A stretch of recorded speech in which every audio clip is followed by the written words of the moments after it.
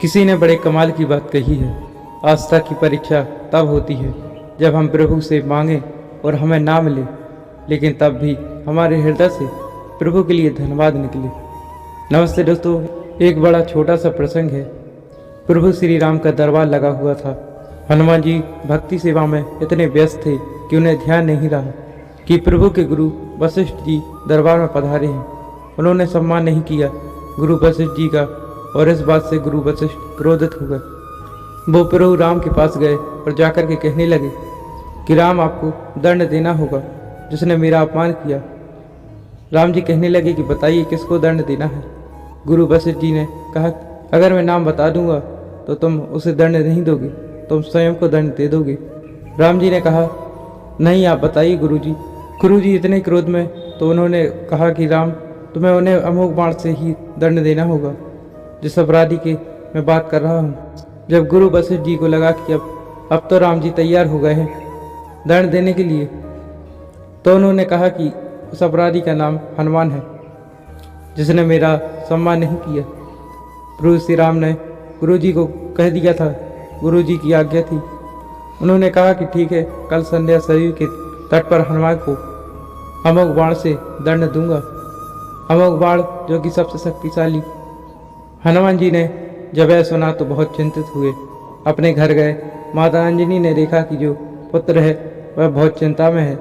पूछा, हनुमान जी ने बताया कि माँ, मुझे तो ब्रह्मांड में कोई हरा नहीं सकता, मार नहीं सकता, लेकिन प्रभु श्री राम अपने बाण से मुझे दंड देने जा रहे हैं। अब सब समाप्त होने वाला है।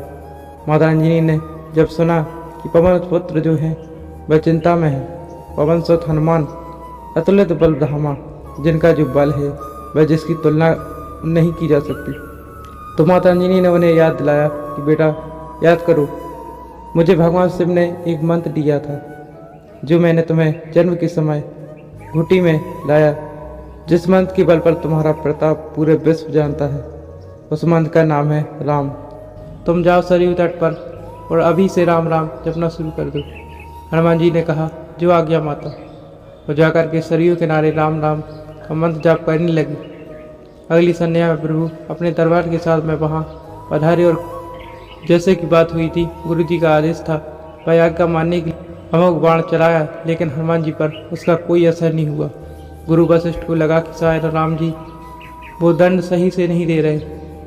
उन्होंने कहा, क्या कर रहे हो, आपकी शक्ति प्रयोग नहीं हो पा रही, इसका असर नहीं दिख रहा। तो राम जी ने कहा कि हनुमान जी एक मंत्र जाप कर रहे हैं और उस मंत्र की वजह से अमोघ बाण भी असर नहीं दिखा रहा। गुरु वशिष्ठ जी ने पूछा, मंत्र क्या है?